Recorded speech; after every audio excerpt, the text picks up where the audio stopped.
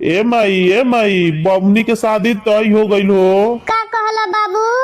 इतना जल्दी का बा हो? ए माई हम का बताई एकरा बारे में, तू ही बाबूजी से पूछ लो। अरे आदित्य के पापा इतना जल्दी का रहल जी?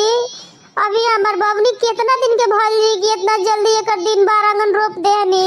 बताई अभी हमरा बबनी के उम्र रहला खेले कूदे के, और इतना जल्दी बियाह शादी तय कर देनी। अरे आदित्य के मम्मी काहे इतना रोवत तारू, काहे टेंशन करतारू? एक ना एक दिन तो बियाह होकबे नु करी नु बबनी के।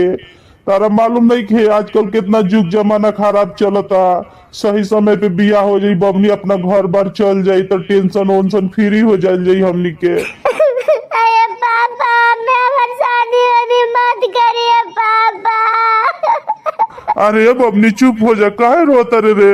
अरे कि अपना बेटी के घर में कुआर रख ले बारे, ते ही बताओ। कहू ना